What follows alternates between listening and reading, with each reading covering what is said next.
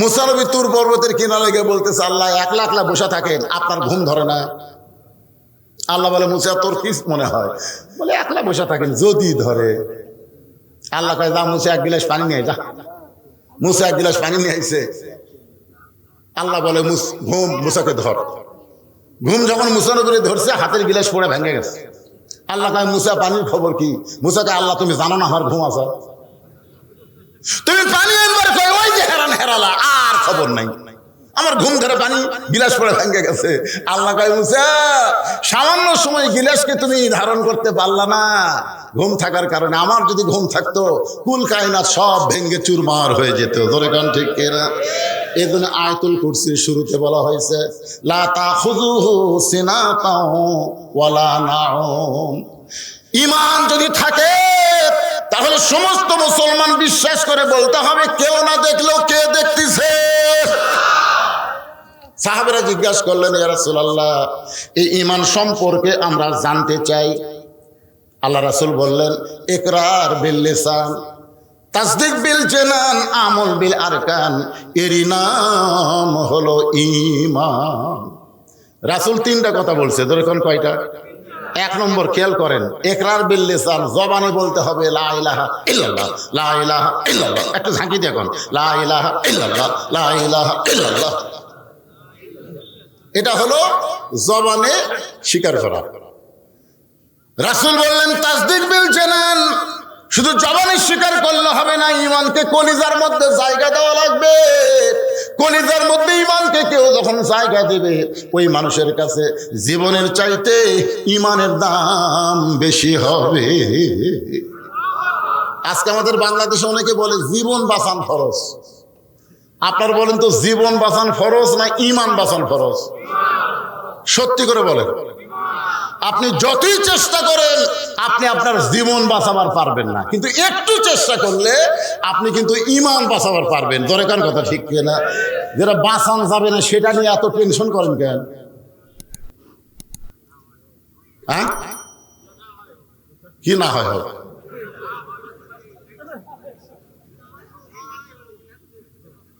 দরকার হলে জীবন দিব, কিন্তু বাতিলের সঙ্গে কোনো আপোষ করব না। জোরে কণ্ঠে উকিল বলতেছে, মতিউর রহমান নিজামীর নাম শুনছেন? ওনাকে বলতেছে, ভাই আপনার তো ফাঁসি কার্যকর হবে, আপনি একটা কাম করেন, রাষ্ট্রপতির কাছে বাঁচার দরখাস্ত লেখেন। রাষ্ট্রপতি যদি আপনাকে মাফ করে দেয়, আপনার আর ফাঁসি হবে না। মতিউর রহমান নিজামী মুস্কি মুস্কি হাসতেছে। উকিল বলে, আমি আপনাকে ভালো কথা বললাম, আপনি হাসেন কেন? বলে, হাসার কারণ হলো তোমার কথা শুনে হাসি লাগতেছে। তুমি আমাকে বলতেছো রাষ্ট্রপতির কাছে দরখাস্ত লেখেন, আমি আমার জীবনে বাংলাদেশে 3টা রাষ্ট্রপতিকে ক্ষমতা থাকা অবস্থায় মরা দেখছি। যার কাছে জীবন ভিক্ষা নিবার বলতেছো, এরকম 3 জন। তোর এখন কয়জন?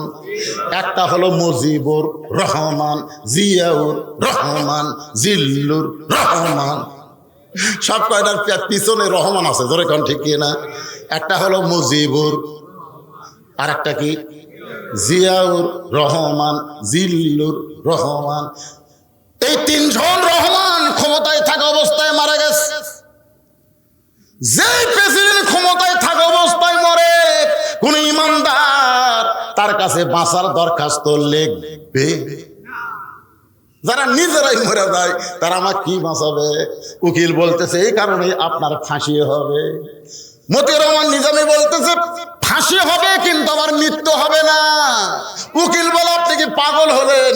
ফাঁসি হবে, মৃত্যু হবে না। তখন বলতেছে, আমার ঈমান বলতেছে, ওয়ালা তাকুলু লিমান ইউকতালু ফি সাবিলিল্লাহি আমওয়াতুন বাল আহইয়াউ ওয়ালাকিন লা তাশউরুন।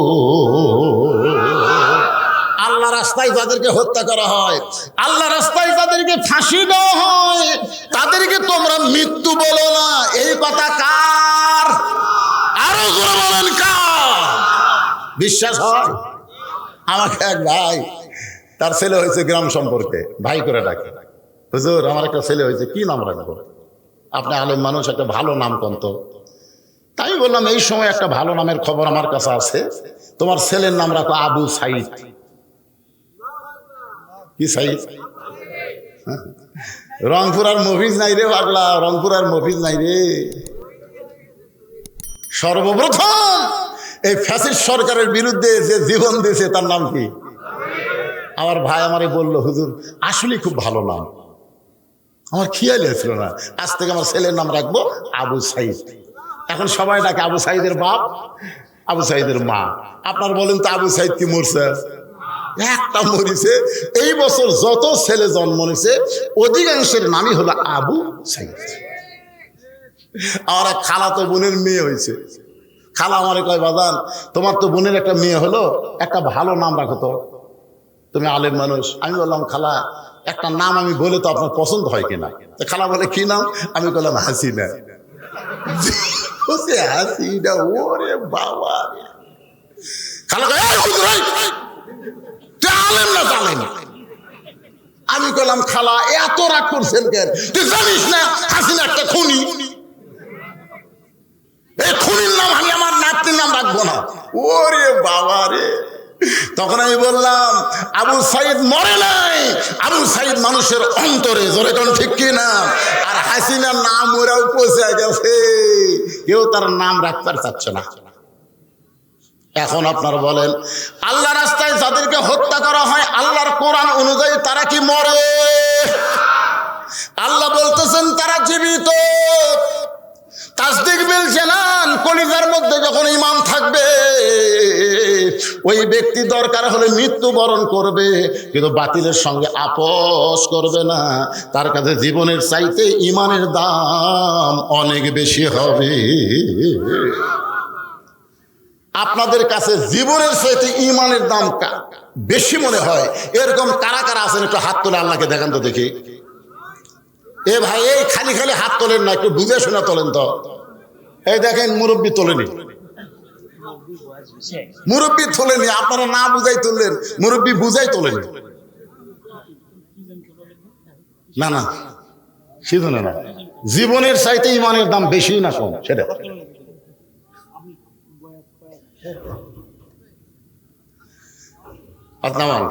আল্লাহ, আমি আপনি যতই চেষ্টা করি জীবন বাঁচাবার পারবো না।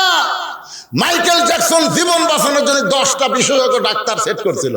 150 বছর বাঁচছি, কয় বছর? 49 বছরই মরে গেল। কি বুঝলেন? কিন্তু একটু চেষ্টা করেন তাহলে ঈমান রক্ষা পাবে। তাসদিক বিল জানানের পরে আমল বিল আরকান, ঈমান অনুযায়ী আমল করা লাগবে, ঈমান অনুযায়ী আমল করা লাগবে। আপনার ঈমান কি চায় সেই অনুযায়ী আমল করবেন। আপনাদের কাছে আমার প্রশ্ন হলো, সূরা আসরের 2 নম্বর বিষয় হলো ওয়া আমিলুস সালিহাত। সব আমল করলে হবে না, নেক আমল করা লাগবে। আর নেক আমল করতে গেলে সুন্দর একটা পরিবেশ লাগবে। সব পরিবেশে নেক আমল হয় না। বর্তমান যেই পরিবেশে বাংলাদেশে চলতেছে, বাবা নামাজ পড়ে কিন্তু বেটা নামাজ পড়ে না। ধরে কোন কথা ঠিক কি না? পড়ে, বাবা নামাজ পড়ে, ফজরের নামাজ বাবা চেতন পায়, ছেলে চেতন পায় না। কারণ ছেলে 3টা পর্যন্ত আর্জেন্টিনার খেলা দেখছে, মেসি কিভাবে গোল করছে সব খবর আর জানা আছে। কিন্তু আর সালাতো খায়রুম মিনান নাওম ছেলে শুনবার পায় না। কারণ 3টা পর্যন্ত চেতন থেকে তখন ঘুমায় যায়। ফজর আযান যখন কানের মধ্যে আসে ওর বিরক্ত লাগে, ও ল্যাপ টান দিয়ে মাথার উপরে রাখছে, পা এখন বার হয়ে থাকবে, পাও টানা বুকের কাছে নিয়ে আইছে। বাবা যাওয়ার সময় জানলা দিয়ে দেখে ঘরের মধ্যে বেটা নাই, মনে হয় ল্যাপের তলে চাউলের বস্তা লুকিয়ে থছে। আপনারা বলেন তো, ল্যাপের তলে কি? চাউলের বস্তা। মানে মাথাও নাই, পাও নাই। বাবা আস্তে করে এসে ল্যাপের কোনা টান দিয়ে দেখে, ওরে বাবারে, ছেলের সাইজ ল্যাপের ভিতর, আর সকালবেলা সাইড ঠিবে কুত্তার সাইজ, একই সাইজ। আপনারা সকালবেলা সাইড ঠিবে শীতের দিন কুত্তা দেখছেন, আর আগা মাথা বোঝা যায়। এমন জিলাপির পেঁয়াজের বোতল শুয়ে থাকে, আর যারা ফজর নামাজ বাদ দিয়ে ল্যাপের মধ্যে শুয়ে থাকে, এরকে সাইজ কিরকম? কথা কয় না বা, কথা কয় না রে। আমিলুস সালিহার উপর আলোচনা চলতেছে, কথা বলা লাগবে তো। নেক আমল করবার গেলে 1 নম্বর নেক আমল হলো নামাজ। যার নামাজ নাই তার ঈমান নাই। যার নামাজ নাই, লা সালাত আলা ঈমান, যার নামাজ নাই তার ঈমান নাই। তাহলে যত আমল আপনি করবেন নেক আমল, তার মধ্যে 1 নম্বরের নাম কি? আরো জোরে, পুরুষের জন্যে পুরুষের জন্য 1 নম্বর হলো নামাজ। আর পর্দার অন্তরালে যারা শুনতেছে তাদের জন্য 1 নম্বর নেক আমল কিন্তু নামাজ না। মা বোনদের জন্য 1 নম্বর নেক আমল হলো পর্দা। মা বোনদের যদি পর্দা না থাকে ওই যতই নামাজ পড়ুক রোজা করুক কোনো কাম হবে না। মেয়েদের জন্য 1 নম্বর নেক আমলের নাম হলো পর্দা। পুরুষের জন্য 1 নম্বর নেক আমলের নাম হলো নামাজ। জোরে বলেন, পুরুষের জন্য 1 নম্বরের নাম কি? আর নারীদের জন্য 1 নম্বরের নাম কি? আমার মা বোনেরা যারা পর্দার অন্তরালে বসে আছেন, মা আপনারা অনেকেই বলবেন, হুজুর ফাতেমার ওয়াজ কেন ধরে না? ফাতেমার ওয়াজ কেন ধরে না? মেয়েরা আমাকে মাঝে মধ্যে মোবাইল করে বলে, হুজুর যত জায়গায় ওয়াজ করতে যাবেন ফাতেমার জীবন থেকে কিছু ওয়াজ করে শোনাবেন। কারণ আল্লাহ রাসূল বলেছেন, সাইয়্যিদাতুন নিসাই আহলিল জান্নাহ ফাতেমাতুজ জোহরা। নারীদের ভিতরে ফাতেমাকে জান্নাতি নারীদের নেত্রী বানাইছে কে? কোন আমলের কারণে? এটা বোঝা লাগবে। ফাতেমা কিন্তু নামাজের কারণে ডিগ্রি পায়নি, রোজার কারণে ডিগ্রি পায় নাই, এই ডিগ্রি পাইছে পর্দার কারণে। গভীর রাত্রে খাদিজাতুল কুবরা নবীর হাত ধরে কাঁদতেছে। আল্লাহ রাসূল বলে, খাদিজা কান্দার কারণ কি? বলে, হুজুর যে কোনো সময় মরে যাবো, যে কোনো সময় খাদিজার মৃত্যু হবে। তো মরার আগে খাদিজার কি কোনো খোঁজ খবরই নাই? আল্লাহ রাসূল খাদিজার কপালে একটা চুমা দিয়ে বলেন, খাদিজা আপনি কি জানেন এই দুনিয়াতে 10 জন পুরুষকে আল্লাহ জান্নাতের সার্টিফিকেট দিছে, 10 জন নারীকেও আল্লাহ জান্নাতের সার্টিফিকেট দিছে। সুবহানাল্লাহ বলেন। খাদিজা বলে, হুজুর আমি শুধু জানি 10 জন পুরুষকে আল্লাহ জান্নাতের সার্টিফিকেট দিয়েছে। 1 নম্বর আবু বকর, 2 নম্বর ওমর, 3 নম্বর ওসমান, 4 নম্বর আলী, 5 নম্বর আব্দুর রহমান ইবনে আওফ, 6 নম্বর জুবাইর, 7 নম্বর তালহা, 8 নম্বর সাদ ইবনে আবি ওয়াক্কাস, 9 নম্বর হলো আবু সাইদ, আর 10 নম্বর হলো ওবাদা ইবনুল জাররাহ। এই 10 জনই হলেন আশারে মুবাশশারা। রাসূল বলতেছে, খাদিজা খালি 10 জন পুরুষের নাম জানলে হবে না, 10 জন নারীকেও আল্লাহ জান্নাতের সার্টিফিকেট দিয়েছে। আল্লাহ রাসূল বললেন, পুরুষের মধ্যে 1 নম্বর হলো আবু বকর, আর নারীদের মধ্যে 1 নম্বর হলো খাদিজাতুল কুবরা। এই কথা যেই শুনছে মা খাদিজা চোখের পানি মুছতে মুচকি মুচকি হাসতেছে। আল্লাহ রাসূল বলে, খাদিজা আল্লাহ আপনাকে 1 নম্বর ঘোষণা করলো, নারীদের মধ্যে 2 নম্বর কে হলে ভালো হয়? কারণ খাদিজা হলেন আল্লাহর নবীর বিবি, আর বিবির সঙ্গে নবী একটু মশকরা পছন্দ করতেন। আমাদের নবী কিন্তু শুধু নবী না, বিবির কাছে যখন আসতেন তখন আর নবী থাকতেন না। সাল্লাল্লাহু আলাইহি ওয়াসাল্লাম। নবী বসে আছেন ঘরে, ইতিমধ্যে মা আয়েশা ঘরের মধ্যে ঢুকছে। নবী আস্তে করে উঠে দরজা জানলা বন্ধ করে দিচ্ছে। মা আয়েশা থরথর করে কাঁপতেছে। আল্লাহ রাসূল বলে, আয়েশা কাঁপো কেন? বলে, হুজুর আপনার জুতার পরশ আল্লাহর আরো ধন্য হয়ে গেছে। সেই ঘরে আয়েশা ঢুকছে, যদি কোনো বেয়াদবি হয় আল্লাহ রাসূল বলে, আয়েশা একজন নবীর জুতার পরশ আল্লাহর আরো ধন্য হয়েছে, একজন নবী। আয়েশা বলে, হুজুর আপনি তো সেই নবী। রাসূল বলেন, আমি সেই নবী ছিলাম রে, সেই নবী ছিলাম রে। আয়েশা বলে, এটা কেমন কথা? সেই নবী ছিলাম রে, বর্তমানে কি? বর্তমানে দরজা জানলা বন্ধ আছে। আমি আর নবী নই রে আয়েশা, আমি হলাম স্বামী, তুমি আমার বিবি। সুবহানাল্লাহ। আমি হলাম স্বামী, তুমি আমার বিবি। এই বলে নবী 2 হাত বাড়ায়া দেয়। মা আয়েশা দৌড়ে এসে নবীর বুকের মধ্যে মাথা দিয়ে বলে, আল্লাহ আমার নবী শুধু বিশ্ব নবী না, আমার নবী হলেন পৃথিবীর 1 নম্বর স্বামী। এই কথা যেই মা আয়েশা কছে, আল্লাহ নবী আস্তে করে দেখ আমার দিকে দেখেন, এই ডান হাতখানা বুকের উপর একটা চাপা দিছে, পিঠের উপর একটা চাপা মারছে। কি মনে করতেছে নিজের বউকে বুকের মধ্যে চাপা মারবেন? যেই বুকে চাপা মারছে সঙ্গে সঙ্গে আল্লাহর আরশ খুশি হয়ে আল্লাহ বলতে, এই জিবরাইল যাও নবীর কাছে গিয়ে খোঁজ খবরই দাও। ফেরেশতা জিবরাইল নবীর কাছে এসে বলতেছে, রাসূলুল্লাহ আপনি ঘরের মধ্যে কি আমল করতেছেন আমি জানি না, তবে আল্লাহর আরশ খুশি হয়ে আল্লাহ ঘোষণা করলেন, হুন্না লিবাসুল লাকুম ওয়া আনতুম লিবাসুল লাহুন্না। স্বামী হলো বিবির পোশাক, বিবি হলো স্বামীর পোশাক। সাল্লাল্লাহু আলাইহি মাশাআল্লাহ। নিজের বউকে বুকের মধ্যে নিয়ে একটু পিঠের উপর ঠাসি মারবেন, তাই বাবা অন্য কাউকে তার মারেন না।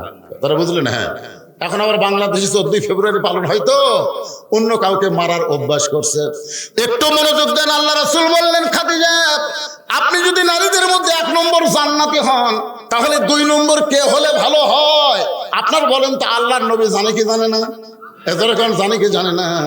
সবাই জানার আগে আল্লাহর কথা সবাই জানার আগে জানি কে? নবী। এই জন্য তাহিরি একটা গান গাইছে, তাহির আল্লাহর ধন নবীরে দিয়া, আল্লাহ আছে গায়েব হইয়া। এই পর্যন্ত যদি তাহিরি বলতো আমরা কোনো দোষ পাইতাম না। আল্লাহর ধন নবীরে দিয়া, আল্লাহ আছে গায়েব হইয়া, আল্লাহর কোরআন নবীরে দিয়া, আল্লাহ আছে গায়েব হইয়া, ঠিকই আছে। কিন্তু তাহিরি এরপরে যেইটা কইছে নবীর ধন খাজা নিয়া, এইটা ঠিক না। কারণ নবীর ধন শুধু একটা খাজা না, নবীর ধন পেয়েছে আলেম ওলামারা। জোরে কোন কথা ঠিক কি না? এই খাজা নিয়ে তাও না হয় মোটামুটি মানা যায়, কিন্তু এরপরে যে এটা মানবেন? নবীর ধন খাজা নিয়ে শুয়ে আছে আসবি রে, কেউ ফিরে না খালি হাতে, খাজা রে তোর দরবারেতে। দুই একজন নাউজুবিল্লাহ করলেন, কারণ সবাই কোয়া যায় না। কেউ ফিরে না খালি হাতে, আল্লাহ তোমার দরবারেতে। ধরে কোন কথা ঠিক কিনা? খাজা না আল্লাহ। ইমানের দাবিতে বলেন তো কার কাছে হাত পাতবেন? কার কাছে? ইয়া বলেন, ইয়া কানা আবুদু ওয়া ইয়া কানাস্তাঈন। আমরা গোলামি করে যার, আমরা সাহায্য চাই তার কাছে। আমরা যার কাছে সাহায্য চাই তিনি কে? আরো জোরে। আল্লাহ রাসূল একটু মশকরা করে বলতেছেন, খাদিজা আপনি যখন 1 নম্বর হলেন, তাহলে 2 নম্বর জান্নাতি কে হলে ভালো হয়? খাদিজা বলতেছে, হুজুর আমি যদি 1 নম্বর হই, 2 নম্বর ফাতেমা হলেই ভালো হয়। চুপ করছে। চুপ করে বলতেছে, খাদিজা আল্লাহ আপনার পেট থেকে 4টা মেয়ে দিচ্ছে। জোরে কোন কয়টা? 4টা মেয়ে, রোকেয়া, কুলসুমা, জয়নাব, ফাতেমা। তো আপনি অন্য 3টা মেয়ের নাম না বলে 2 নম্বর ফাতেমার নাম বললেন কেন? আপনি 1 নম্বর ফাতেমা, 2 নম্বর, এটা বলার কারণ কি? খাদিজা বলতে, আপনি বাপ না, আপনি হলেন বাপ, আমি হলাম মা। কোন সন্তান কেমন এটা বাবা বলতে পারে না, এইটা জানে মা। জোরে করে, এইটা জানে কে?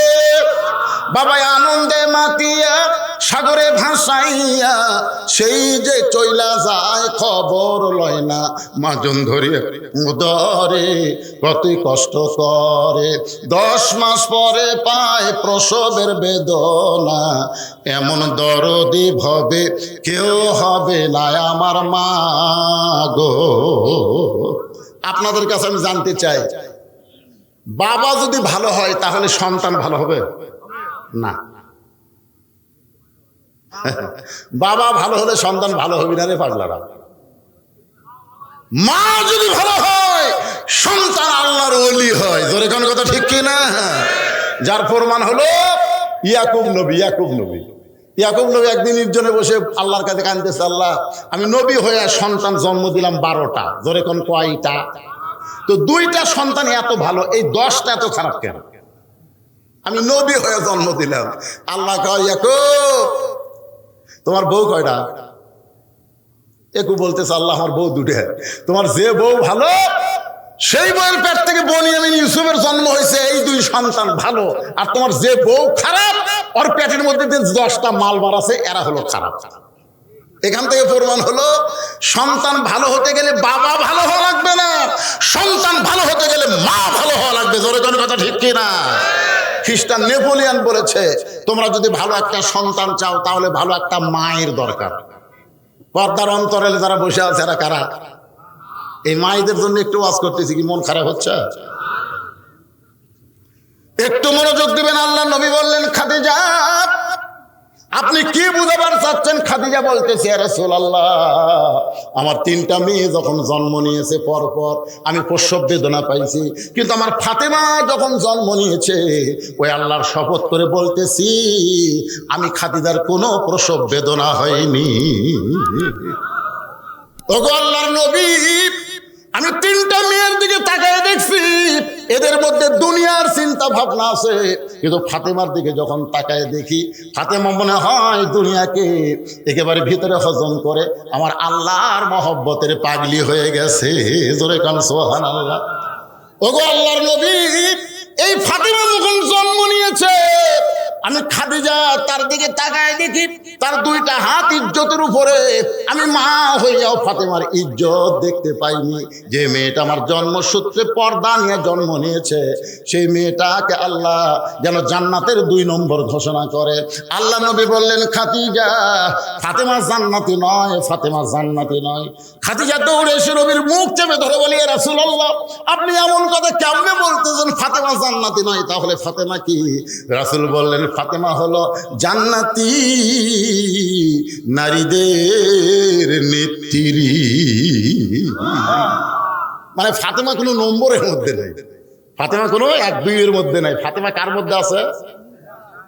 জান্নাতি নারীদের নেত্রী। খাদিজা বলছে, তো হুজুর, তাহলে তো এই জায়গা আমারও খাওয়া নাই, আমি হলাম 1 নম্বর। আর ফাতেমা যদি জান্নাতের নারীদের নেত্রী হয়, তাহলে আমি মা হইয়া লাভ কোথায়? আল্লাহ রাসূল বলতেছে, খাদিজা মন খারাপ। খাদিজা বলতেছে, হুজুর, আপনি আর আমি ছাড়া কেউ জানে না, আপনি আর আমি ছাড়া কেউ জানে না, আপনি একটু পাল্টা দেন হুজুর। আমাকে বানানো জান্নাতি নারীদের নেত্রী, আর ফাতেমা কোনে 1 নম্বর জান্নাতি। আল্লাহ রাসূল বলতেছে, খাদিজা এইরকম মনে হওয়ার কারণ কি? খাদিজা বলতে, হুজুর, আপনি জানেন না, আমরা মেয়ে মানুষ, মেয়ে মানুষের স্বভাব হলো কোনোদিন কাউকে উপরে থাকতে দেয় না, সবসময় উপরে থাকতে চাই। জোরে কোন কথা ঠিক কিনা? দেখবেন বেটার বউ যখন বাড়িতে আছে, তখন শাশুড়ির মাতব্বর আর চলে না। বেটার বউকে আমি হব প্রধানমন্ত্রী, শাশুড়ি আমার অধীনস্থ থাকবে। আর শাশুড়ি কি কয়, এই 2 দিনকার বেটার বউ, তুই আমার নিচে থাক। মেয়ে মানুষের মধ্যে এরকম উপরে থাকার একটা কি চিন্তা ভাবনা আছে না নাই? জোরে কোন আছে না নাই? যেটা আমাদের বাংলাদেশে আমরা দেখছি, একজন অসুস্থ হয়ে মরবার চায়, তার কাছে যদি অনুমতি চাওয়া হয়, বিদেশে ডাক্তার দেখাবো, কয় না, আইনে বাধা আছে। একটু মনোযোগ দিয়ে শুনবেন, আমি বাংলাদেশের সরকার বাদ দিলাম, আমার বাড়ির কথা বলতেছি, আমার বাড়ির কথা বলতেছি। আল্লাহ আমাকে ছেলে দেয় নাই, আমার মেয়ে আছে, মেয়েরা কিন্তু বাপকে বেশি ভালোবাসে। আমার বড় মেয়ে মাছের তরকারি পাক করে আমার খাবার দিছে, খালি ধারে ঘুরঘুর করে ঘুরতেছে। আমি বুঝবার পারছি মেয়ে কি শুনবার চাই। আমি তখন বললাম, মা, তুমি যে সুন্দর মাছ পাক করো, বাংলাদেশের বহু জায়গায় ওয়াজ করলাম, মা, এত সুন্দর পাক কারে হাতে হয় না। মেয়ে তখন আর 1 টুকরা আমাকে দিছে, আব্বু আপনি খান আব্বু। আমি বুঝবার পারছি তারিফ করছি দেখে আর 1 টুকরা দিছে। তাকে দেখে ওর মাও খালি গাল খুলে বসে আছে। আমি বললাম, কে গো, তোমার কি হলো? এখন তাহলে মেয়ের বাড়িতে পার হয়ে যান, খালি আপনার মেয়েই পারে, আমি পারি? ওরে বাবা রে, মেয়ের প্রশংসা করলে মা মন ব্যবহার করে, এটাই হলো নারী জাত। জোরে কোন কথা ঠিক কিনা? আল্লাহ রাসূল বললেন, খাদিজা, আমি হলাম বন্টনকারী, দেওয়ার মালিককে। আল্লাহ ঘোষণা করেছে খাদিজা জান্নাতের 1 নম্বর, আর ফাতেমা হলো জান্নাতি নারীদের নেত্রী। খাদিজা বলে, রাসূলুল্লাহ, ফাতেমা এমন কি আমল করলো যে আমল করার কারণে আমি খাদিজাকে বাদ দিয়া আল্লাহ ফাতেমাকে জান্নাতি নারীদের নেত্রী বানালো? হুজুর, এইটা আপনি যতক্ষণ না বলবেন, ততক্ষণ আপনার কাছ থেকে আমি সরব না। কোন আমলের কারণে ফাতেমাকে আল্লাহ খাতুনে জান্নাত ডিগ্রি দিল, এইটা যতক্ষণ না বলবেন, ততক্ষণ আমি আপনার কাছ থেকে নড়ব। এই বলে নবীর হাত ধরছে। হুজুর বলেন, হুজুর, কোন আমলের কারণে আল্লাহ ফাতেমাকে খাতুনে জান্নাত ডিগ্রি দিল? আমি খাদিজা এটা জানবার চাই। খাদিজা যদি জানবার চাই ফাতেমা কোন আমলের কারণে জান্নাতের নারীদের নেত্রী হয়েছে, তাহলে যে মেয়েরা পর্দার অন্তরালে বসে আছে, এদের জানার দরকার আছে না? না, মেয়েরা হয়তো মনে করবে, হুজুর সূরা আসরের তাফসীর ধরে আমাদের কথা ভুলে গেছে, এই জন্য ওদেরকে একটু ড্যাশ দিয়ে তুললাম। ওরা এখন থাক। আরে ও মা, কোন আমলের কারণে আল্লাহ ফাতেমাকে খাতুনে জান্নাত ডিগ্রি দিল, এটা ফাতেমার মা খাদিজা যদি শুনবার চায়, তোমাদেরকে শোনা লাগবেই। কারণ ফাতেমাকে নেত্রী বানায় তার অধীনে আল্লাহ তোমাদেরকে জান্নাত দিবে। জোরে কোন কথা ঠিক কি না? এখন আসেন, ওয়া আমিলুস সালিহার পরে সূরা আসরের 3 নম্বর বিষয় হলো ওয়া আমিলুস সালিহার উপর আমি দুইটা আলোচনা করলাম। পুরুষের জন্য 1 নম্বর হলো নামাজ, আর নারীদের জন্য 1 নম্বর কি? এরপরে ওয়াতাওয়াসাউ বিল হক।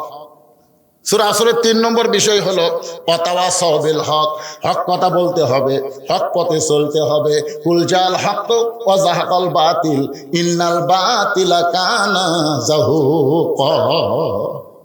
আপনারা যারা মুরব্বী, ছেলে ফেলে বুঝবে না, মুরব্বী যারা আছো আপনারা কি বলতে পারেন আজিজুল হক নামে একজন আলেম ছিল বাংলাদেশে?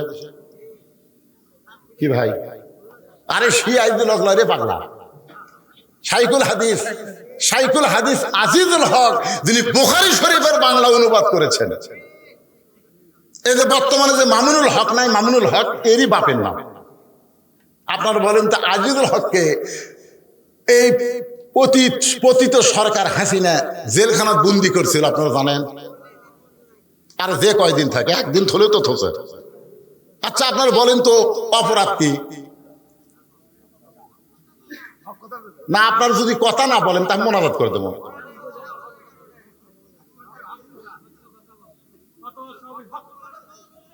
আমি কিন্তু অতও সওয়াবিল হকের উপরই তাফসীর শুরু করছি ভাই। ফাটাফাটি ওয়াজ করা লাগবে, বুঝেন না কেন? হক হক, কে বেজার হলো কে খুশি হলো এইটা দেখলে হবে না, কোরআনের হক কথা বলাই লাগবে। জোরে কোন ঠিক কিনা? বলতেই হবে। হ্যাঁ খুব খেয়াল করবেন। আচ্ছা আপনারা বলতেছেন হক পথে থাকার কারণে অন্যায় ভাবে তাকে জেলখানা বন্দি করছিল। মামুনুল হকের অপরাধ কি?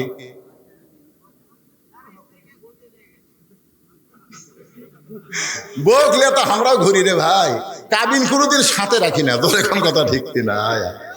আমি আপনাকে বোঝানোর জন্য বলতেছি, আজিজুল হক, মামুনুল হক, ওয়াতাওয়াসাউ বিল হক, কুলজাল হক যাহাকাল বাতিল ইন্নাল বাতিলা কানা যাহুকা।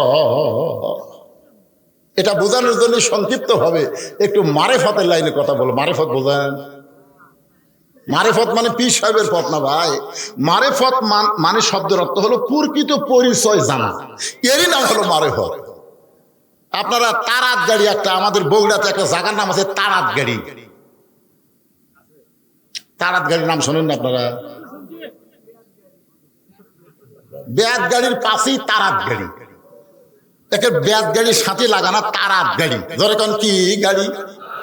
তারাত গাড়ির একটা পাগলা ছিল, নাম হলো হাবো পাগলা। জোরে কোন কি পাগলা? হাবো পাগলা।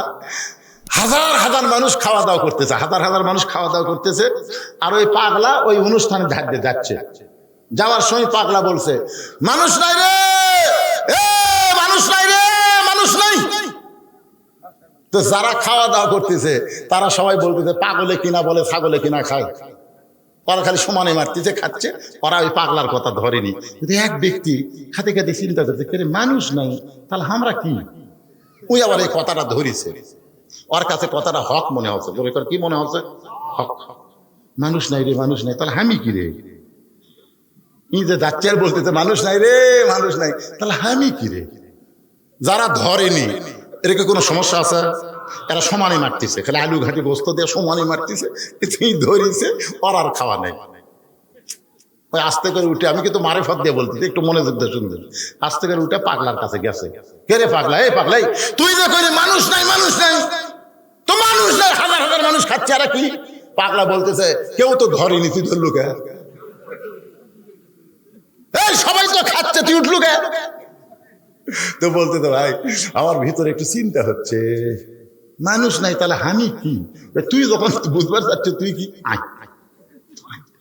তো লিয়ে গেছে এক সাইডে, এরকম বাম হাত আলোক করছে, ওই তলদা তাকায় দেখে 15-20 জন মানুষ বাদ ভাগে সব শিয়াল কুত্তে।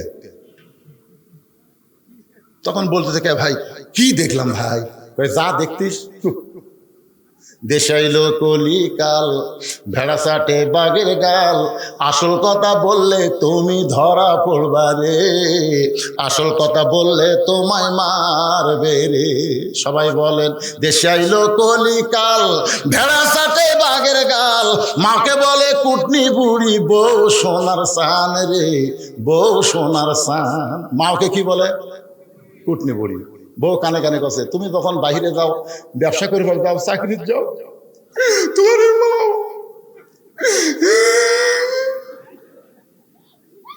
এমন অভিনয়, হাসিনা তোর কি অভিনয় জানে? আপনার বাড়ির প্রধানমন্ত্রী ওর চাইতে ভালো অভিনয় জানে। কান্দে চোখের পানি বের করে কপাল ভিজে দিচ্ছে, গাল ভিজে দিচ্ছে। স্বামী গাই চুপ কর, চুপ, তুমি জানো না গো এই বুড়ি আমার কলজাটা আগুন ধরেছে। ওগো লক্ষ্মীটি, আমি আর এই বুড়ির সঙ্গে থাকবার চাই না। এমন ভাবে বউ কান্দা কান্দা স্বামী রে বইয়ের দিকে আকৃষ্ট করছে, মায়ের উপর ছেলের রাগ হয়ে গেছে। কয়েকদিন পর শাশুড়ি আইছে, শাশুড়ি যেই মাত্র আইছে, এখন বইয়ের সামনে শাশুড়ি বলতেছে, আম্মা আম্মা আমি বাজারে যাচ্ছি, আপনি ডাব খাবেন না গ্লুকোজ খাবেন? বউ বলতেছে আমার মাও দুটাই খায়। বউ কি বলতেছে? আমার মাও দুটাই খায়। তখন বলতেছে আম্মার জন্য আমি দুটাই আনবো। এই বলে ডাব গ্লুকোজ কেনার জন্য বেটা ব্যাগ নিয়ে যখন বাজারের দিকে বাদ যায়, এমন সময় তাকায় দেখে মা দরজায় দাঁড়িয়ে আছে। মা দরজায় দাঁড়িয়ে থাকা দেখে বেটা মাথা নিচু করে ব্যাগ নিয়ে যখন যাবার চায়, মা সামনে দাঁড়ায় বলে, পাগল আজকে 2 দিন হলে তোরে দেখি নাই, তোরে না দেখার কারণে আমার মনে শান্তি নাই। বাবা একটা বার আমার সামনে দাঁড়া, একটা বার আমার সামনে দাঁড়ালে পাগল, আমি তোকে প্রাণ ভরে একটু দেখতে চাই। ও বেটা তুই যখন বাজারে যাচ্ছিস আমার জন্য 10 টাকার একটু পান আনিস। তখন ছেলে রাগ করে বলে, মা এই জন্য তোমার দিকে তাকাই না, তুমি খালি খাই খাই করো, তুমি খালি খাই খাই করো। মা 10 টাকার পান চাই খাই খাই, আর শাশুড়ি ডাব আনবে গ্লুকোজ আনবে, ওই জায়গার কোনো কথা নাই। এইরকম পাটা এইরকম বেটা দুনিয়াতে আসে না নাই? জোরে কোন আসে না নাই? খুব খেয়াল করবেন। দেশে আইলো কলিকাল, ভেড়া চাটে বাঘের গাল, আসল কথা বললে তারে জেলে দিবে রে, আসল কথা বললে তারে মারবে রে।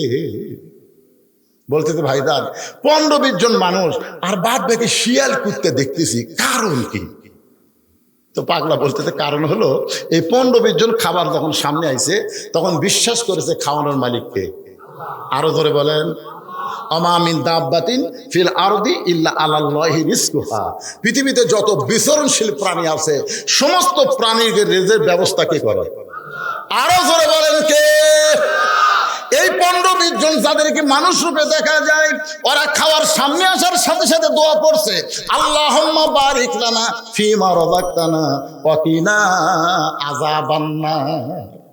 এই দোয়া পড়ে খাবার যখন মুখের সামনে আইছে তখন বিসমিল্লাহ বারাকাতুল্লাহ বলে খাবার তুলে তুলে খাচ্ছে। অল্প করে ছোট ছোট গাছ তুলতেছে আর খাওয়াচ্ছে বেশি বেশি। গাছ কত ছোট আর দাঁত দেয়া চাবা চাবা খাচ্ছে। চাবা চাবা খাওয়ার কারণ হলো দাঁতের মধ্যে যে রস আছে এই রসটা খাদ্যের সাথে মিশ্রিত হয়ে যখন পেটের মধ্যে যাচ্ছে তখন হজমি জারক হয়ে যাচ্ছে। যেরকম সুবহানাল্লাহ।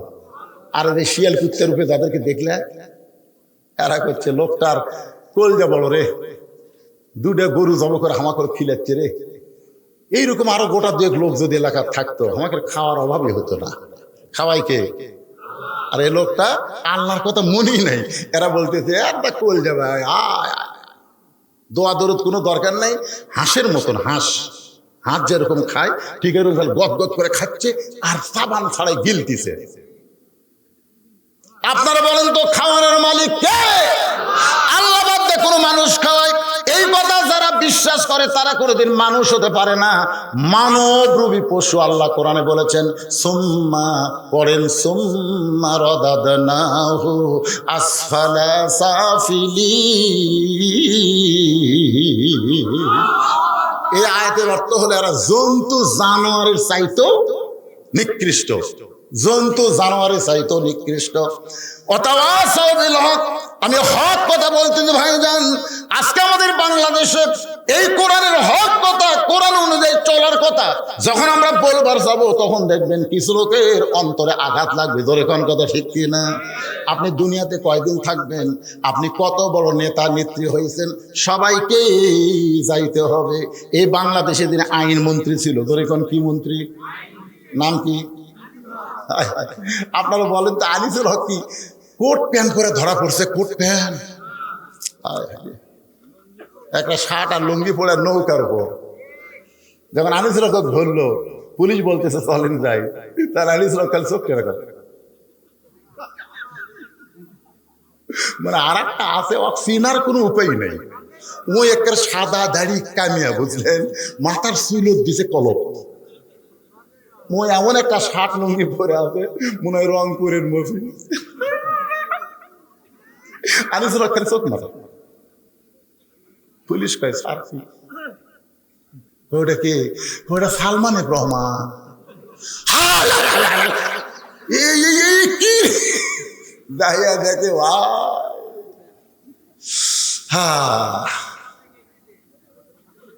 কি বুঝতেছে? ওয়াতাওয়াসাউ বিল হক, হক কথা বলতেছি। আল্লাহ কোরআনে বললেন আরো আইতাল্লাযী ইউকাযযিবু বিদ্দীন, এরাই হলো ধর্মের নামে মিথ্যাবাদী, যারা দাড়ি টুপি নিয়ে বাংলাদেশের সম্পত্তি ব্যাংক থেকে মাইরা বিদেশে পাচার করে। এরাই হলো ধর্মের নামে মিথ্যাবাদী। এরা নবীর সুন্নতের টুপি পরে না, এরা নবীর সুন্নতেও দাড়ি রাখে না। এরা ভ্যাস ধরে বাংলাদেশি সম্পদ মারবার চাই। ধরে কোন কথা ঠিক কিনা? ওয়াতাওয়াসাউ বিল হক, হক কথা বলতে হবে, হক পথে চলা লাগবে। 4 নম্বর বিষয় হলো ওয়াতাওয়াসাউ বিস সবর। এগুলো কি লিখতেছেন? ওয়াজ বন্ধ করার বুদ্ধি করতেছেন নাকি?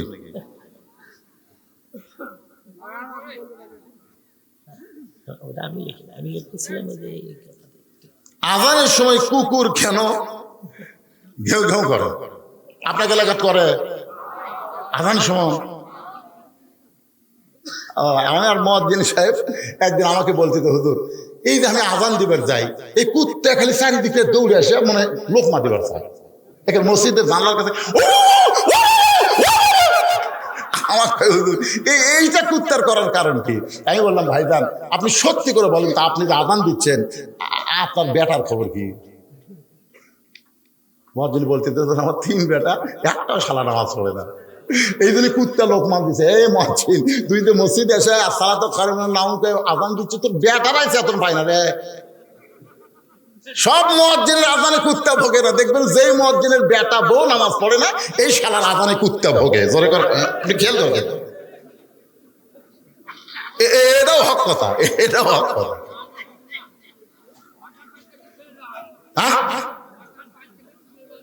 কিসের বাঁচতে পারতে যায়? ওগুলো বাজে কথা। মুয়াজ্জিনের বউ বেটা, বেটার বউ নামাজ পড়ে না, এই জন্য কুত্তা লোকমা দিছে। আপনি খবরদার কুত্তার দোষ ধরবেন না।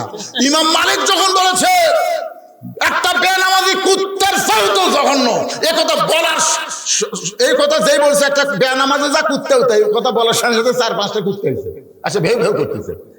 ইমাম মালিক বললেন এই কুত্তা কি খবর চাই রে? কুত্তা বলবার চাচ্ছে হুজুর একটা বেনামাজিকে হানে।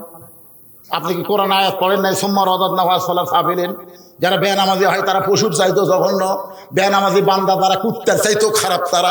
এই কথা যেই ইমাম মালিক বললো কুত্তা 4টা চলে গেল। তার মানে কি বুঝতেছেন? কুত্তা কি জন্য আসে বোঝেন না? হ্যাঁ, পরে কথা আরো বলতেছি। এখানে আর একটা আমার স্লিপ দিছে হুজুর, এই বেশি লম্বা চড়া কোনো আদায় না, 2টা মিনিটের মধ্যে আপনি আদায় কমপ্লিট করবেন। 2 মিনিট। এই মসজিদের সব কিছু আছে, মাহফিলের খরচ বাবদ আপনাদের কাছে একটু ব্যাগ যাবে ভাই। আপনাদের কাছে ব্যাগ যখন যাবে 1টা টাকাও দিবেন না, এরকম নিয়ত করে কারা বসে আছেন? হাত তোলেন তো, যে হুজুর আপনার যতই ব্যাগ টাকা আপনি দিবেন না, বুঝবার পারেন 1টা টাকাও দিবেন না, এরকম কে বসে আছেন? হাত তোলেন তো। সবাই দিবেন ইনশাআল্লাহ। কারা কারা 10 হোক 20 হোক 50 হোক ব্যাগকে খালি ফেরত দিবেন না, কারা কারা দিবেন তারা একটা হাত তোলা। আল্লাহ দেখেন তো দেখি যারা দিবেন, এ কে কে হাত তোলেনি রে? মাশাআল্লাহ মাশাআল্লাহ, হাত নামান। আচ্ছা ঠিক আছে। এই ব্যাগওয়ালা ভাই কুটি রে, সোনার চানেরা কুটি বাবা, যাও পিছন দিক থেকে ধরো বাজান, পিছন দিক থেকে ধরো, যাও যাও পিছন দিক থেকে ধরো। আমার মা বোনদের মধ্যে কে আদায় করবে? মা বোনদের মধ্যে, হ্যাঁ মহিলারা আছে মা বোনদের মধ্যে আদায় করার। আমার মায়েরা আপনাদের আজকে অনেক ওয়াজ করছি, মা আরো ওয়াজ বাকি আছে। খাতিজা বসে আছে, মনে আছে না ভুলে গেছেন? এই খাতিজা বসে আছে, মনে আছে না ভুলে গেছেন? বলবো তো, ওটাই কমো। অতা সব সবর শোনা লাগবে না, হ্যাঁ সব কমপ্লিট করে দেবো ভাই। আমি ঢাকার থেকে আসিনি, সোনার চান আমি বগলে দিই সবাই, হ্যাঁ অসুবিধা নেই। এই দেন দেন, ব্যাগের মতো দেন, 10, 20, 50, 100 টাকা যে যা পারেন আল্লাহর রাস্তায় দেন। এই যুবকেরা গান বাজনা না করে তাফসীরুল কোরআন মাহফিল করেছে, খুশির আবেদন, খুশি হয়ে শুকরাতান দেন। 10 টাকা দেন, 20 টাকা যাই যা পারেন আল্লাহর রাস্তায় দিয়ে দেন।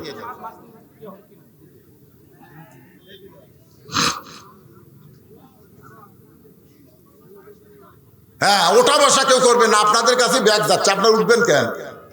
এখন ঘড়ির দিকে তাকায় দেখি 11:30 বাজতেছে না, তাই না?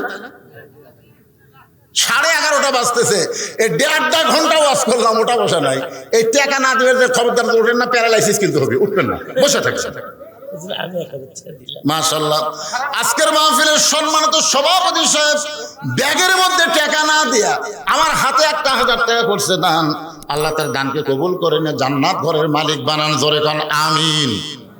এইরকম যদি কেউ থাকে যে হুজুর আমরা ব্যাগের মধ্যে 2-4 টাকা দেবো না, আমরা আপনার হাতে 500,000 দেবো, তাহলে এখানে দিবার পারে, অসুবিধা। এই 2 মিনিটের মধ্যেই ব্যাগের আদায় কমপ্লিট হওয়া মাত্র আদায় শেষ, আর কোনো আদায় করা হবে না। মহিলাদের মধ্যে থেকে 15,530 টাকা আদায় আগেই করছেন বলার আগে। লিল্লাহে তাকবীর। মহিলাদের মধ্য থেকে 15,000 কত 530 টাকা নগদে আদায়, জোরে কোন মারহাবা। মাশাআল্লাহ, আমি বলার আগেই মা বোনেরা দিয়ে দিচ্ছে। কেরে মাঝখানে এত লোক উঠলো কেরে, বাবা বস, রে সোনার সানের বস, কথা শেষ হয়নি। কিসের ওয়াজ তুমি রে? আদায় করলে আমি ওয়াজ শেষ করি না। আমি 2 মিনিট টাইম দিছি, 2 মিনিটের মধ্যে আদায় কমপ্লিট, আবার আলোচনা শুরু হবে। তারপরেও যাদের মন যাবার চাই চলে যান। একটা থিমের মধ্যে পাতান থুয়া কোনো লাভ আছে? আপনি বলেন সিটা পাতান ধানের মধ্যে থুয়া কোনো লাভ আছে? খামা খা, ওগুলো থুয়া লাভ কি? ওর মধ্যে কিছুই নাই। তো যে বাবাদের উঠে যাচ্ছে আর হলো সিটা পাতান, ধরে কোন কি পাতান, সানোয়ার ভাই 500 তো সিটা পাতান চলে যায়, দানাদার ধান থাক, সব সিটা পাতান চলে যা, এদের ওয়াজ শোনার দরকার নাই। সানোয়ার হোসেন 500 টাকা দান করছে। আল্লাহ সানোয়ারের দানকে আল্লাহ আপনি কবুল করেন, আল্লাহ নেক নিয়ত নেক আশা পুরা করেন। সকলে বলে আল্লাহুম্মা আমিন। আল্লাহ রাসূল বলে, খাদিজা কোন আমলের কারণে আল্লাহ ফাতেমাকে খাতুনে জান্নাত ডিগ্রি দিয়েছে, এইটা যদি আপনি শুনবার চান তাহলে 2টা প্রশ্নের উত্তর দেওয়া লাগবে। ধরে কোন কয়টা? 2টা প্রশ্নের উত্তর দেওয়া লাগবে। খাদিজা বলে, রাসূলুল্লাহ প্রশ্নের উত্তর দেওয়ার যোগ্যতা কি আমার আছে? আল্লাহর নবী বলেন, আপনি চিন্তা ভাবনা করে উত্তর দিবেন। 1 নম্বর প্রশ্ন হলো, ও খাদিজা আপনি বলেন তো কত বছর বয়সে ঈমান গ্রহণ করছেন? খাদিজা বলতেছে, রাসূলুল্লাহ আমার যখন 55 বছর বয়স তখন আমি ঈমান গ্রহণ করেছি। আল্লাহ রাসূল বলে, খাদিজা 55 বছর বয়সে ঈমান গ্রহণ করেছেন, ঈমান গ্রহণের আগে আপনি কি ছিলেন? খাদিজা বলতে, হুজুর আমি কাফের ছিলাম, আমি কাফের ছিলাম। আল্লাহ নবী বলে, খাদিজা আপনি আপনার হায়াতের জীবনে 50 বছর 55 বছর কুবরি হালে কাটাইছেন, এখন আপনি বলেন তো আপনার পেটের মেয়ে ফাতেমা কত বছর কুকুরে হালে কাটাইছে? খাদিজা বলতেছে, জান্নাতি জান্নাতি, আমার ফাতেমা জান্নাতি হয়ে জন্ম নিয়েছে। আল্লাহ রাসূল বলে, খাদিজা 1 নম্বর উত্তরে কে জিতলো? খাদিজা বলতেছে, ওগো নবী 1 নম্বরে আমার ফাতেমা জিতে গেল। রাসূল বলে, খাদিজা আপনার নাকের সাইজ কেমন, মুখের সাইজ কেমন, আপনার গায়ের রং কেমন, এটা দুনিয়ার কত পুরুষ মানুষ দেখেছে, আপনি কি হিসাব করে বলতে পারবেন? খাদিজা বলে, নবী গো 40 বছর বয়সে আপনার সঙ্গে যখন আমার বিয়ে হয়েছে, ওই সময় মক্কার সবচাইতে ধনবতী রমণী আমি ছিলাম। এত বড় ধনী হওয়ার পেছনে কারণ হলো আমি খাদিজার অনেকগুলো ব্যবসা ছিল, এই ব্যবসা করতে গিয়া হাজার হাজার পুরুষের সঙ্গে আমার লেনদেন হয়েছে। আমার চোখের সাইজ কেমন, দাঁতের সাইজ কেমন, আমার গায়ের রং কেমন, এটা দুনিয়ার বহু পুরুষ বলতে পারবে। রাসূল কান্দার বলে, খাদিজা দুনিয়ার হাজার হাজার পুরুষ আপনার খবর জানে, এখন বলেন তো আপনার পেটের মেয়ে ফাতেমার দাঁতের সাইজ কেমন, ফাতেমার গায়ের রং কেমন, ফাতেমার চেহারা কেমন, এটা দুনিয়ার কত পুরুষ বলতে পারে। খাদিজা কান্দের বলে, নবী গো আমার ফাতেমা জন্মসূত্রে পর্দার মধ্যে জন্ম নিয়েছে। রাসূল বলে, খাদিজা শুধু ফাতেমা জন্মসূত্রে পর্দার মধ্যে জন্ম নেয়নি, পর্দার মধ্যে ফাতেমা বড় হবে। একদিন গভীর রাত্রে আপনার ফাতেমা পর্দার ভিতরে দুনিয়া থেকে বিদায় নিবে। বিদায় নেওয়ার আগে হযরত আলীকে ফাতেমা 3টা শর্ত দিবে। 1 নম্বর শর্ত হলো, ওগো স্বামী আমি মরে যাওয়ার পর আমার কোনো জানাজার ব্যবস্থা করবেন না। আমার 2 নম্বর শর্ত হলো, ওগো স্বামী আমার কবর দিনের বেলা দিবেন না, রাতের বেলা আমি দুনিয়া থেকে চলে যাব, রাতের বেলায় আমাকে দাফন করবেন ওই জান্নাতে, ওই জান্নাতুল বাকির পূর্ব কোণায় সবুজ রঙের একটা বাতি জ্বলবে, ওই বাতি বরাবর আমাকে কবর দেবেন। আমার 3 নম্বর চাওয়া হলো আমার লাশটা খাটনিতে তুলবেন না, কারণ আমি ফাতেমা দুনিয়া থেকে বিদায় নেওয়ার পর 4 জন মানুষ আমার খাটনি কান্দে নেবে, এমন 4 জন পুরুষ ফাতেমার চোখে পড়ে না। আমার বাবা যদি দুনিয়াতে থাকতো, মরা মেয়ের লাশের খাটনি বাবা কান্দে নিবার পারতো, কিন্তু 6 মাস আগে আমার বাবা দুনিয়া থেকে চলে গেছে, আমার বাবা আমার খাটনি কান্দে নিবার পারবে না। আমার হাসান হোসেন যদি বড় হইতো, মায়ের লাশের খাটনি কান্দে নিবার পারতো, কিন্তু আমার হাসান হোসেন এত ছোট। ও গো স্বামী, আপনি শুধু একাই আমার লাশটা কান্দে করে নিয়া ওই জান্নাতুল বাকির পূর্ব কোণায় সবুজ রঙের বাতি জ্বলতেছে, ওই বাতি বরাবর আমাকে দাফন করবেন। আবু যর গিফারি কবর খুঁড়তে খুঁড়তে কবর ছেড়ে যখন চলে যায়, এমন সময় হযরত আলী ফাতেমাকে কবরের কাছে নিয়ে গিয়া ফাতেমাকে দাফন করে বলে, আল্লাহ, এই গভীর রাত্রে আপনার বান্দি ফাতেমাকে দাফন করলাম, আল্লাহ ফাতেমাকে কবুল করো। এই দোয়া করার সঙ্গে সঙ্গে হযরত আলী তাকে দেখে সামনে কয়েকটা পুরাতন কবর দেখা যায়, এই মাত্র ফাতেমার কবর দিছে, সেই নতুন কবর আর দেখা যায় না। হযরত আলী দৌড়ে এসে কবরের মধ্যে কবর খোঁজে, কিন্তু নতুন কবর আর দেখতে পায় না।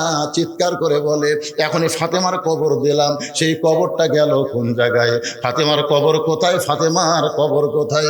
কে যেন ডাক দে বলে, আলী রে, ফাতেমা হলো পর্দানিশী, আমি আল্লাহ জোহরা ডিগ্রি দিয়া ফাতেমার কবরটাকে কিয়ামত পর্যন্ত পর্দা করে দিয়েছি। আমার মায়েরা, ফাতেমার সঙ্গে যদি জান্নাতে থাকতে চান, তাহলে আপনাদের 1 নম্বর নেক আমল হলো পর্দা। এই পর্দা আপনারা আমল করবেন মা। এখন চলে আসেন ওয়াতাওয়াসাউ বিস-সবর। এই সূরা আসরের 4 নম্বর বিষয় হলো ধৈর্য ধারণ করতে হবে, ধৈর্য ধারণের উপদেশ দেওয়া লাগবে। যে মায়ের কোনোদিন বাচ্চা হয়নি, এবার প্রথম বাচ্চা হবে, আপনারা বলেন তো, ওই মাকে দাদি নানি ধৈর্য ধরার উপদেশ দেওয়ার দরকার আছে না নাই? কথা কন না, আছে না নাই? কি হয়েছে আপনাদের? শেষ করে আপনি। শেষ করবো এখন? না না না, আপনার কথা শেষ হলে উনি একটা কথা বলবেন। আচ্ছা আচ্ছা, প্রধান অতিথির কথা। আপনি অবশ্যই কেবলই বলে লাইনে উঠলো, কি মাথা একেবারে। রাত 12টা বাজতেছে, কেবলই বলে লাইনে উঠলো।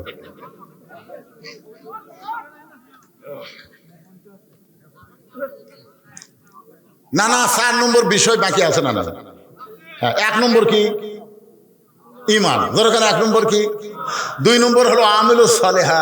আমলুস সালেহার মধ্যে পুরুষের 1 নম্বর কি, আর নারীদের 1 নম্বর কি? ওয়াতাওয়াসাউ বিল হক। হকের উপর যা বলছি। এখন সবরের উপর কথা চলতেছে। তো এখন মেয়েটার প্রথম বাচ্চা হবে, বিয়ে হওয়ার পরে প্রথম বাচ্চা হবে, সেই মেয়েটাকে ধৈর্য ধারণের উপদেশ দেওয়ার দরকার আছে না নাই? দাদি নানি বলতেছে, তুই তো বাচ্চা ফেরত নিলি রে, এই বাচ্চা হওয়ার সময় যা হবি ভাই, না দাদি কি হবে, এই যাই হোক, যা হই হোক, ধৈর্য ধারণ কর। কারণ বাপের পায়ের তলে জান্নাত না, মায়ের পায়ের তলে জান্নাত। জোরে খান কথা ঠিক কিনা? তোর পায়ের তলে সন্তানের জান্নাত রে পাগলি। বাপের তো কোনো কষ্ট নাই, কষ্ট হলো মায়ের, আর মায়ের পায়ের তলে সন্তানের জান্নাত। তাই ঠিকই তো তাই। দাদি বলতেছে, শোন, রাসূল মায়ের কথা 3 বার কইছে, বাপের কথা কয়বার? তুমি খেদমত করবা কার? মায়ের। খেদমত করবো কার? মায়ের। খেদমত করবো কার? মায়ের।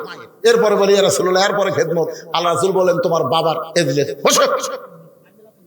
3 বার মায়ের কথা কইছে, রাসূল বসতে বলে নাই। আর বাবার কথা 1 বার বলি, রাসূল কি করলেন? বসো। একটু ধৈর্য ধর, একটু ধৈর্য ধর। প্রসব বেদনা যেদিন শুরু হয়েছে, সঙ্গে সঙ্গে মেয়েটা চিল্লায় বলতে, বিষ খাবো, গলার দড়ি দিব, মরে যাবো, এই জীবন আর আমি রাখবো না, এত কষ্ট আমার সহ্য করা যায় না। তখন দাদি নানি দৌড়ে এসে ধাক্কায় ঘরের মধ্যে তুলে বলতেছে, কিসের বিষ খাওয়া, কিসের গলার দড়ি দেওয়া, সব সব, এত সুন্দর করে তোর ধৈর্য ধারণের ওয়াজ করলাম, তোর ভালো লাগে না, সব। ঠান্ডা পানির মধ্যে নরম কাপড় সুবড়াইয়া নাতির কপালের উপরে দিয়া দাদি নানি সুমা খায় বলে, ধৈর্য ধর, ধৈর্য ধর, ধৈর্য ধর, তুই মা হবি, তোর পায়ের তলে সন্তানের জান্নাত হবে। মা যদি কষ্ট স্বীকার না করিস রে, তাহলে দুনিয়াতে সন্তান কেমনে আসবে? এমন ধৈর্যের কথা বলতে বলতে নাতির কপালে চুমা খায় আর বলে ধৈর্য ধর, একটু কষ্ট হবে, একটু কষ্ট হবে। এদিকে ধাইমা বাচ্চা টানতেছে আর মা ধৈর্য ধারণ করতেছে দাঁতের উপর দাঁত দিয়া। এত কষ্ট হয়, রক্ত বের হচ্ছে, তারপরে ধৈর্য ধারণ করে দাঁতের উপর দাঁত দিয়ে করে ধৈর্য ধারণ করতেছে। এক সময় বাচ্চা যখন ধাইমা বের করেছে, পে পে বলে কাঁদতেছে, দাদি রানী তাকায় দেখে মা বেহুশ হয়ে গেছে। বাচ্চাটারে গোসল করায় ওই বাচ্চা যখন মায়ের বুকে দেয়, বাচ্চার পরশে মা হুঁশ ফিরে পায়। হুঁশ পাওয়ার পরে আস্তে করে ওই বাচ্চাকে মুখের কাছে নিয়ে আসে চুমা খায়। দাদি রানী তিরস্কার করে বলে, এরই ব্যথায় তুই বিষ খাবার চাইছিলি, গলার দড়ি দিবার চাইছিলি, এক বুকর থেকে ফেলে দে, এর আদর করিস না। মা মুসকি মুসকি হাসিয়ার বলে, দাদি এত কষ্টের পরে এত বড় শান্তি পাবো এইটা কখনোই চিন্তা করি নাই। আজকে এত কষ্ট, প্রায় 2000 ছাত্র জনতা জীবন দিল, অনেক ইসলামী নেতাকে ফাঁসির মঞ্চে নিয়ে গেল, কারো হাত হারালো, কারো চোখ হারালো। আজকে দেখেন অনেকেই পঙ্গু হয়ে গেল। এত কষ্টের পর, কত রক্ত, এত কষ্টের পরে আমরা সবাই চাই মা যেমন তার সন্তানকে বুকে পাইয়া সব কষ্ট ভুলে গেছে, আমরাও ভুলে যাব বাংলার জমিনে আল্লাহর কোরআন দিয়া যখন রাষ্ট্র চালু হবে। আল্লাহ আমাদের সকলের জীবনে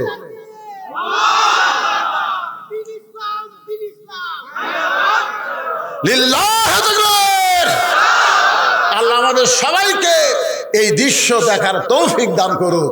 সকলে বলে আল্লাহুম্মা আমিন। জি, দিলওয়ার ভাই তার মায়ের জন্য 500 টাকা। দিলওয়ার ভাই তার মায়ের জন্য 500 টাকা দান করছে, আল্লাহ কবুল। মুরব্বি কি বলবে দেন? আলহামদুলিল্লাহ। আর মেয়েদের 1 নম্বর কি? এই দুটাই কিন্তু আলোচনা হয়েছে। তা আপনারা ইনশাল্লাহ 5 ওয়াক্ত নামাজ পড়বেন। মা বোনদের জন্য বলি, মা আপনারা একটু পর্দার ভিতরে থাকবেন। কয়দিনের দুনিয়া, বুড়ি হলে তো বোরকা পরবেনি, কিন্তু বুড়ি হয়ে বোরকা পরা লাভ হবে না, যুবতী অবস্থায় বোরকা পরা লাগবে। ধরে কোন ঠিক কি না? হ্যাঁ, এই জন্যে আপনারা চলে গেলেন, মনটা খুব খারাপ লাগলো, খুবই খারাপ লাগলো। আপনারা চলে গেলেন, মোনাজাত করা বাদ দিয়ে চলে গেলেন। আর দোয়া মুখল ইবাদ, দোয়া হচ্ছে ইবাদতের মাথা। আমাদের বাপ মা আত্মীয় স্বজন কবরে যায়নি, কি কোন কবরে যায় নাই? দাদা দাদি কবরে যায় নাই? আজকে 2 জন প্রধান অতিথি দুইটা করে 4টা এসি দিল। আমি বলবো মসজিদের মধ্যে আমি এশার নামাজ আদায় করছি, এখানে দুইটা করে 4টা এসি দিলে কমপক্ষে 2 টন করে এসি হওয়া লাগবে। কমপক্ষে 2 টন করে এসি হলে 8 টন হবে, আর 8 টন দিয়ে গোটা মসজিদ ঠান্ডা হবে। 1 টন করে দিয়ে কিন্তু কাম হবে না। মসজিদ কমিটিকে আমি বলবো 2 টন করে, কমপক্ষে 2 টন করে এসি লাগবে। কারণ আমার মাদ্রাসা মসজিদে এসি আছে তো আমি জানি, 2.5 টন করে লাগাতো, যে 2 টন। মাশাআল্লাহ, 2 টন করে। ঠিক আছে, আমি এটা শুধু বললাম যে নতুন এসি আসতেছে, মুসল্লি এমনি বাড়বে ইনশাল্লাহ। আর রোজার মাস হবে, বুঝতেছেন না, ফেব্রুয়ারি শেষে রোজা শুরু। ও বাবা, এইবারে যা কাম লাগবে আলহামদুলিল্লাহ। তারাবি নামাজ পড়ে সেই মজা হবে। আল্লাহ যারা দুইটা করে এসি দিবার চাইলে আজকে তারা উপস্থিত নাই, আমরা প্রাণ ভরে তাদের জন্য দোয়া করব। আল্লাহ এই মসজিদকে সংস্কার করার আগেও তারা প্রচুর টাকা দিয়েছে, আবার আজকেও তারা এসি দিবার চাইছে। তাদের এই দানকে অব্যাহত রাখার কারণে আল্লাহ তাদেরকে জান্নাতি কবুল করুক। সকলে বলে আমিন। মসজিদ কমিটির সেক্রেটারি রফিকুল ভাই 5000। মসজিদ কমিটির সেক্রেটারি রফিকুল সাহেব 5000 টাকা প্রতিশ্রুতি। সভাপতি সাহেব দেয়নি, তাই না? মসজিদ কমিটির সভাপতিকে, ও উনি সভাপতি। আচ্ছা, প্রধান অতিথির একজন। আপনি কি প্রধান অতিথির পক্ষে কিছু আছে খবর? ও এইটা এসিও। আচ্ছা, মাশাআল্লাহ। আল্লাহুম্মা আমিন। আল্লাহুম্মা আনতাস সালাম ওয়া মিনকাস সালাম, তাবারাকতা ইয়া যাল জালালি ওয়াল ইকরাম। মাবুদ, সেই মাগরিবের নামাজের পর থেকে রাত প্রায় 12টা বাজতেছে, এই দীর্ঘ সময় পর্যন্ত আরামের ঘুম, আরামের বাড়িকে বাদ দিয়া, ফ্যানের বাতাসকে বাদ দিয়া আল্লাহ জান্নাতের বাগানে বসে বসে যারা ওয়াজ শুনেছে, মেহেরবানি করে আজকের মাহফিল আমাদের সকলের হেদায়েতের জন্যে, নাজাতের জন্যে, জান্নাতের জন্যে কবুল করো। এই মাহফিলের শুরু থেকে শেষ পর্যন্ত যত আলোচনা হয়েছে এর মধ্যে যদি ত্রুটি হয়, ভুল হয়, মাফ করে দাও। এর যা হাদিয়া মঞ্জুর করো। সোনার মদিনায় নবী পাকের রওজা মুবারকে আল্লাহ কবুল করে নাও। তামাম আম্বিয়াই কেরাম, আসহাবে কেরাম, তাবিনে কেরাম, তাবিনে কেরাম, তামাম পৃথিবীর মাটির নিচে যত মুমিন মুমিনা শুয়ে আছে আল্লাহ সকলের আরওয়াহ পরে হাদিয়া কবুল করো। আমরা যারা হাত তুলেছি আমাদের জনম দুঃখী মা বাবা যাদের কবরে চলে গেছে আল্লাহ মেহেরবানি করে মা বাবার কবরকে জান্নাতের টুকরা কবুল করো। আমাদের দাদা দাদি, নানা নানি, আত্মীয় স্বজন, শ্বশুর শাশুড়ি যাদের কবরে গেছে আল্লাহ কবরবাসীদের মাফ করে দাও। আল্লাহ তোমার মসজিদকে লক্ষ্য করে এত সুন্দর আয়োজন যারা করেছে আল্লাহ মেহেরবানি করে তাদের সকলকেই জান্নাতে কবুল করো। আল্লাহ আমি দোয়া করি এই পদ্মপাড়ায়, পশ্চিম পাড়া না, পশ্চিম পাড়ার সমস্ত যুবকগুলোকে, পুরুষগুলোকে 5 ওয়াক্ত নামাজ মসজিদে জামাতের সঙ্গে আদায় করার তৌফিক দিও। আল্লাহ যেই যুবকেরা আজকে রক্তের গরমে রাস্তায় ঘুরতেছে এই যুবক একদিন বুড়ো হবে, আমরা কে কখন মরবো জানি না আল্লাহ।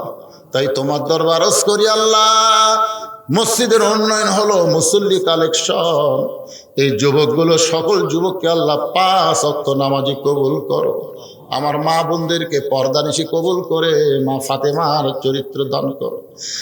আল্লাহ আজকে মসজিদ কমিটির সম্মানিত সভাপতি, তাই আল্লাহ আমি শুনলাম 80-র নিকটে তার বয়স চলে গেছে, তার 2 জন প্রধান অতিথির পক্ষ থেকে তিনি ঘোষণা করলেন 4টা এসি তারা দান করবে। আল্লাহ গো আমাদের কাছে নাই, দূর থেকে দান করেছে আল্লাহ তাদের দানগুলোকে জান্নাতের বিনিময় কবুল করো। মসজিদ কমিটির সভাপতি, মসজিদ কমিটির সহসভাপতি, মসজিদ কমিটির সেক্রেটারি, ক্যাশিয়ার, মসজিদের খতিব, মসজিদের ইমাম, মুয়াজ্জিন, মুসল্লি আল্লাহ সকলকে তুমি কবুল করো। প্রধান অতিথির প্রতিনিধি আমার ভাই আইছে আল্লাহ তাকে তুমি কবুল করো। আজকের মাহফিলের সম্মানিত সভাপতিকে আল্লাহ তুমি কবুল করো, সহসভাপতিকে কবুল করো, সুধীজনদেরকে কবুল করো। আল্লাহ গোটা বিশ্বের মুসলমানকে আল্লাহ তুমি মাফ করো, ফিলিস্তিনের মুসলমানকে আল্লাহ তুমি হেফাজত করো, তোমার বাইতুল মুকাদ্দাস মুসলমানদেরকে ফিরাইয়া দাও। আল্লাহ আল্লাহ আমার বাংলাদেশের প্রতি রহম করো, বিদেশি চক্রান্ত থেকে আমাদের মাতৃভূমিকে আল্লাহ তুমি হেফাজত করো। আল্লাহ কে কোন নিয়ত করে হাত তুলেছে আল্লাহ সকলের নেক নিয়ত, নেক আশাকে তুমি কবুল করো। যেদিন আমাদের মৃত্যু হবে